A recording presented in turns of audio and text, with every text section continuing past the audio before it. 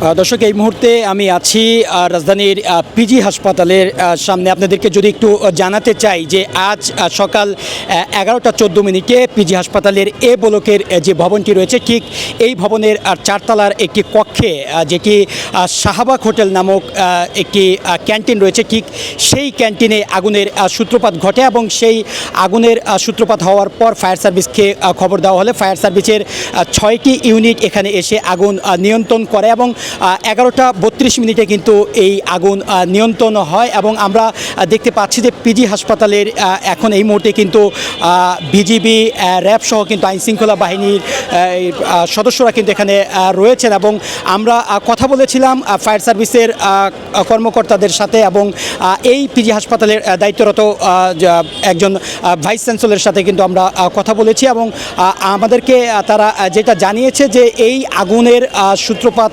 হয় 11টা 14 মিনিটে এবং আগুন নিয়ন্ত্রণ আসে 11টা 32 মিনিটে এবং তারা যেটা জানিয়েছে কোনো হতাহতের কোনো ঘটনা ঘটেনি, তবে কিছু ক্ষতি হয়েছে, ভবনের স্থাপনা পুড়ে গেছে এমনটি তারা জানিয়েছেন। এছাড়া কিন্তু কোনো হতাহতের ঘটনা বা কোনো ক্ষয়ক্ষতি তেমনটি হয়নি এমনটি কিন্তু এই হাসপাতালের যিনি একজন দায়িত্বরত ভাইস চ্যান্সেলর তিনি কিন্তু এমনটি আমাদেরকে জানিয়েছেন। এখানে কতগুলো আপনার যে তারের কিছু ফলস সিলিং ফলস ওয়্যার রয়েছিল, এখানে মোস্ট লাইকলি এখানে একটা শর্ট সার্কিটের একটা ঘটনা ঘটে। তো শর্ট সার্কিট হওয়ার পর এখানে আগুন লেগে যায়। তো আগুন লাগার পরে যে জিনিসটা হচ্ছে আপনার, তো আমাদের যে বিশ্ববিদ্যালয় প্রশাসন শুরু থেকেই এবং আমাদের ফায়ার ব্রিগেডে তাদের নির্দেশনায় আমাদের এখানে সবসময় কিন্তু আমরা অগ্নি নিরাপত্তার জন্য আমাদের কিন্তু ইকুইপমেন্ট থাকে, শুধু থাকে না তাই নয়, আমাদের প্রতি বছর আমাদের যে ফায়ার সার্ভিস ব্রিগেডে যে তারা এসে কিন্তু আমাদের একটা মহড়া করে থাকেন। তো আজকে যে ঘটনাটা করেছে আমাদের এখানে যে আগুন যখন লেগে যায়, আমাদের এখানকার আনসার বাহিনী যারা সদস্য যারা ছিলেন, আমাদের এখানে স্টাফ যারা ছিলেন, আমাদের নিজস্ব যে যন্ত্রপাতি যেগুলো ছিল ফায়ার অগ্নি নির্বাপনের যন্ত্রপাতি দিয়ে তাদের প্রশিক্ষণে যে তাদের যে সাকসেস আলহামদুলিল্লাহ তারা মোটামুটি কন্ট্রোলের মধ্যে নিয়ে এসে পেরেছেন। আমাদের যখন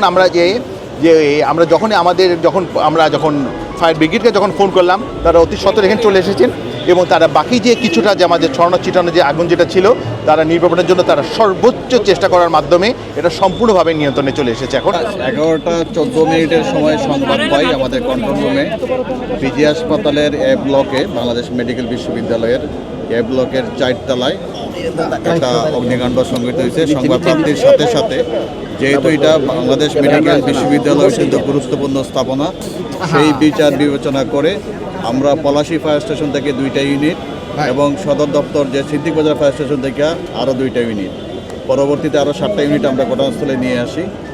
পলাশী ফায়ার স্টেশন আর সিদ্দিক বাজার একই সাথে ঘটনাস্থলে উপস্থিত হয়।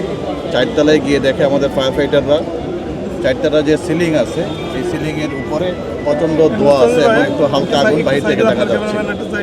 সাথে সাথে আমাদের লোকজন দ্রুততার সময় ভিতরে 10 থেকে 12 মিনিটের ভিতরেই আগুনটাকে নিয়ন্ত্রণ নিয়ে আসে এবং ধোঁয়াটাকে সরাতে পারে।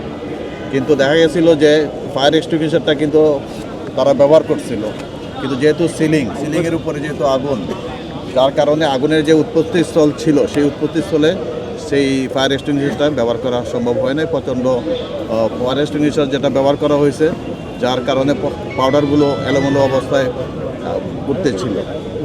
তো আমরা 12 মিনিটের ভিতরেই আমরা নিয়ন্ত্রণ নিয়ে আসি। আগুনের কারণ এবং ক্ষতি এটা তদন্ত সাপেক্ষে, যেহেতু এটা বিদ্যুৎ লাইন চালু অবস্থায় ছিল এবং উপরে সিলিংয়ে বিদ্যুৎ লাইন ছিল, তো আমরা সম্ভাবনা করতেছি যে বৈদ্যুতিক শর্ট সার্কিট হইতে পারে।